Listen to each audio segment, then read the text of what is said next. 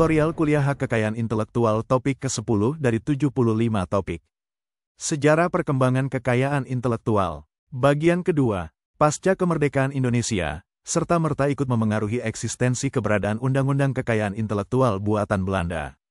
Namun demikian, berdasarkan Aturan Peralihan Undang-Undang Dasar 1945 dan Peraturan Pemerintah Nomor 2 Tahun 1945, pemberlakuan hukum mengenai undang-undang buatan Belanda masih dapat diteruskan penerapannya sampai ada pengganti undang-undang baru yang dirumuskan oleh pemerintah Indonesia. Keluarnya pengumuman Menteri Kehakiman tanggal 12 dan tanggal 29 Agustus tahun 1953 tentang pendaftaran sementara paten menjadi tonggak munculnya produk hukum pertama hasil legislasi pemerintah Indonesia terkait dengan pengelolaan hak intelektual. Pengumuman ini kemudian diperbaiki kembali dengan keluarnya Undang-Undang Nomor 21 Tahun 1961 tentang merek. Perbaikan demi perbaikan, kemudian memunculkan beberapa perubahan undang-undang tentang kekayaan intelektual, yaitu keluarnya Undang-Undang Nomor 6 Tahun 1982 tentang hak cipta. Pengelolaan kekayaan intelektual, khususnya paten, pemerintah juga mengeluarkan Undang-Undang Nomor 6 Tahun 1989 tentang paten yang mulai berlaku tahun 1991. Di tahun 1992, pemerintah mengganti Undang-Undang Nomor 21 Tahun 1961 tentang merek dengan Undang-Undang Nomor 19 Tahun 1992 tentang merek. Setidaknya sejak pembuatan undang-undang pertama kali sampai dengan tahun 1999 perihal pengelolaan kekayaan intelektual, ada 3 bidang utama yang mendapat perlindungan dan diatur secara rinci, yaitu terkait dengan hak cipta, paten, dan merek. Adapun bidang-bidang yang baru mendapat perlindungan pasca tahun 1999, tercatat ada 4 bidang utama, antara lain, kekayaan intelektual varietas tanaman, rahasia dagang, desain industri, serta desain tata letak sirkuit terpadu. Masing-masing bidang ini diatur dalam undang-undang, yaitu Undang-Undang Nomor 29 Tahun 2000 tentang perlindungan varietas tanaman, Undang-Undang Nomor 30 Tahun 2000 tentang rahasia dagang, Undang-Undang Nomor 31 Tahun 2000 tentang desain tata letak sirkuit terpadu, Undang-Undang Nomor 32 Tahun 2000 tentang desain industri.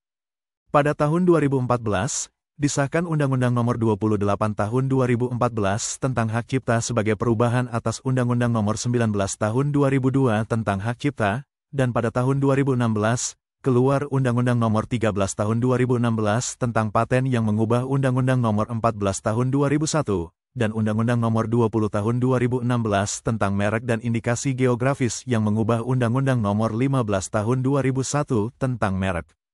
Tumbuhnya konsepsi kekayaan atas karya-karya intelektual pada akhirnya juga menimbulkan keinginan untuk melindungi atau mempertahankan kekayaan tersebut. Pada gilirannya, kebutuhan ini melahirkan konsepsi perlindungan hukum atas kekayaan tadi, termasuk pengakuan hak terhadapnya. Sesuai dengan hakikat pula, kekayaan intelektual dikelompokkan sebagai hak milik perorangan yang sifatnya tidak berwujud atau intangible. Pengenalan kekayaan intelektual sebagai hak milik perorangan yang tidak berwujud dan penjabarannya secara lugas dalam tatanan hukum positif terutama dalam kehidupan ekonomi merupakan hal baru di Indonesia. Dari sudut pandang kekayaan intelektual, aturan tersebut diperlukan karena adanya sikap penghargaan, penghormatan, dan perlindungan tidak saja akan memberikan rasa aman, tetapi juga mewujudkan iklim yang kondusif bagi peningkatan semangat atau gairah untuk menghasilkan karya-karya inovatif, inventif, dan produktif. Kekayaan intelektual bagi masyarakat Barat bukanlah sekedar perangkat hukum yang digunakan hanya untuk perlindungan terhadap hasil karya intelektual seseorang, akan tetapi dipakai sebagai alat strategi usaha karena penemuan dikomersialkan atau kekayaan intelektual memungkinkan pencipta atau penemu tersebut dapat mengeksploitasi ciptaan atau penemuannya secara ekonomi. Hasil dari komersialisasi penemuan tersebut memungkinkan pencipta karya intelektual untuk terus berkarya dan meningkatkan mutu karyanya dan menjadi contoh bagi individu atau pihak lain, sehingga akan timbul keinginan pihak lain untuk juga dapat berkarya dengan lebih baik sehingga timbul kompetisi. Konsekuensi atau akibat diberlakukannya kekayaan intelektual sebagai berikut. A. Pemegang hak dapat memberikan izin atau lisensi kepada pihak lain. B. Pemegang hak dapat melakukan upaya hukum, baik perdata maupun pidana. C. Dengan masyarakat umum.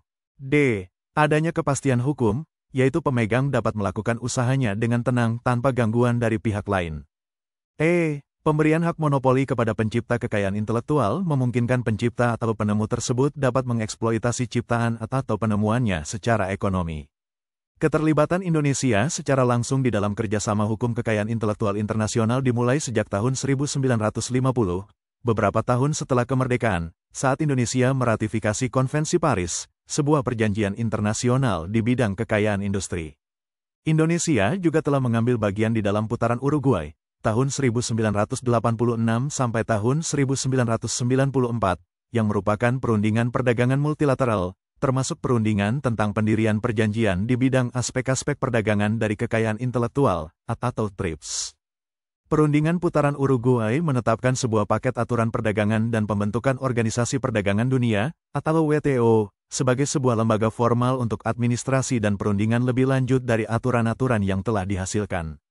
Indonesia adalah salah satu anggota pertama yang bergabung dengan WTO pada saat organisasi tersebut didirikan tahun 1994. Sebagai dampak dari globalisasi dan liberalisasi perdagangan, pembangunan industri dan perdagangan di Indonesia dihadapkan pada suatu tantangan, yaitu persaingan yang semakin tajam. Dengan adanya Organisasi Perdagangan Dunia, atau WTO, liberalisasi perdagangan dalam APEC pada tahun 2010 untuk negara maju dan tahun 2020 untuk negara berkembang, dan skema CEPT dalam rangka AFTA ASEAN pada tahun 2003, maka gerak perdagangan dunia akan semakin dinamis dan cepat. Hak kekayaan intelektual tidak hanya semata-mata masalah teknis hukum, tetapi juga menyangkut kepentingan ekonomi. Pelanggaran hak kekayaan intelektual di samping dapat menimbulkan kerugian terhadap negara, penemu, masyarakat, juga membawa dampak terhadap hubungan ekonomi, sosial budaya, hukum, dan bahkan dapat menimbulkan ketegangan politik antar negara. Sejak berdirinya WTO, banyak kasus sengketa perdagangan yang diadukan karena melanggar ketentuan GATT atau WTO. Kasus yang banyak dipersengketakan adalah masalah pembatasan impor, pelanggaran hak kekayaan intelektual, subsidi, diskriminasi pasar domestik, dan diskriminasi standar barang. Selain masalah dalam ketentuan GATT atau WTO tersebut, terdapat kecenderungan pada negara-negara maju menggunakan kebijakan unilateral dan praktik-praktik perdagangan yang bersifat anti persaingan dalam menghambat impor dan melakukan proteksi domestik secara tidak wajar. Hal ini dilakukan dengan mengaitkan antara perdagangan dengan masalah lain. Kasus-kasus kekayaan intelektual, khususnya hak cipta, telah menjadi salah satu alasan beberapa negara untuk menghentikan fasilitas sistem preferensi umum, atau GSP, sehingga menghambat ekspor produk Indonesia. Keterlibatan Indonesia di dalam kerjasama internasional terus berlanjut, misalnya, pada saat WIPO mengadakan perundingan mengenai perjanjian internasional di bidang hak cipta dalam lingkup lingkungan digital, yang disebut Perjanjian Hak Cipta WIPO, atau WIPO Copyright Treaty, atau WCT. WCT merupakan kejadian besar yang terjadi dalam hukum kekayaan intelektual internasional sejak dicetuskannya TRIPS dan Indonesia yang pertama meratifikasi perjanjian. Indonesia terus melanjutkan peran pentingnya dalam berbagai hal, khususnya negara pertama yang meratifikasi WCT, negara yang mengalami kemajuan yang paling berarti di bidang hukum kekayaan intelektual internasional sejak TRIPS diluncurkan dan sebagai satu dari kelompok pertama negara berkembang yang terus meninjau ulang peraturan di bidang kekayaan intelektual melalui Dewan TRIPS yang terdapat di dalam WTO. Di wilayah regional ASEAN, pada bulan Desember tahun 1995 Indonesia bergabung dengan mitra ASEAN-nya untuk menetapkan Perjanjian Kerangka Kerja ASEAN di bidang kerjasama kekayaan intelektual. Perjanjian ini telah membangun proses kerjasama yang formal di antara negara-negara ASEAN, yang tujuannya meliputi sebagai berikut: a. Memperkuat dan mempromosikan kerjasama terkait di bidang kekayaan intelektual, yang melibatkan lembaga-lembaga pemerintah, sektor-sektor swasta dan lembaga-lembaga profesional. b. Mengadakan pengaturan kerjasama antar anggota ASEAN di bidang HKI, menyumbangkan peningkatan solidaritas ASEAN, dan juga promosi inovasi teknologi serta pengalihan dan penyebaran teknologi. C. Menyelidiki kemungkinan pendirian sebuah sistem paten ASEAN, termasuk sebuah kantor paten ASEAN. D. Menyelidiki kemungkinan mendirikan sebuah sistem merek ASEAN, termasuk kantor merek ASEAN. E. Mengonsultasikan tentang perkembangan peraturan kekayaan intelektual negara-negara ASEAN dengan pandangan untuk menciptakan standar-standar dan praktik-praktik yang konsisten dengan standar internasional. Di lain pihak, untuk wilayah Asia Pasifik, Kerjasama Ekonomi Asia Pasifik, atau Asia Pacific Economic Cooperation, atau APEC, memiliki sebuah program aktif kerjasama di bidang kekayaan intelektual.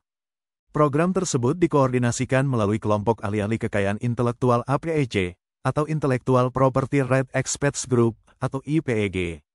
IPEG menekankan pada penetapan dan pelaksanaan aturan-aturan yang mengikat secara hukum yang telah disetujui. Penekanan dalam proses IPEG adalah pada proses kerjasama sukarela, mengenai dasar-dasar kepentingan dan kepemilikan umum dari sistem kekayaan intelektual. Fokusnya adalah pada permasalahan penerapan praktis, termasuk bantuan teknik dalam rangka penerapan TRIPS dan harmonisasi administrasi. Inisiatif dari IPEG mencakup a. Dukungan secara praktis terhadap penerapan TRIPS secara luas dari anggota APEC. B. Administrasi dan penegakan kekayaan intelektual yang diharmonisasikan secara lebih baik dan lebih efisien, yang didukung oleh kesadaran masyarakat yang lebih besar dan pemanfaatan sistem kekayaan intelektual yang lebih terlatih dalam perdagangan dan sektor-sektor publik. C. Dialog kebijakan dan pertukaran informasi mengenai permasalahan HKI yang sedang muncul. D. Respons secara praktis terhadap kebutuhan yang diidentifikasikan pada administrasi kekayaan intelektual yang dipersingkat. Itulah topik ke-10 hak kekayaan intelektual, yang dimaksudkan untuk membantu pemahaman para mahasiswa, atau yang ingin menambah wawasan. Untuk pemahaman yang lebih baik, putar dan dengarkan video ini berulang-ulang. Subscribe dan like, agar Anda mendapatkan update tutorial lainnya. Bagikan juga link video ini, agar teman lain juga mendapatkan manfaat channel ini. Sekian dan terima kasih. Sampai jumpa.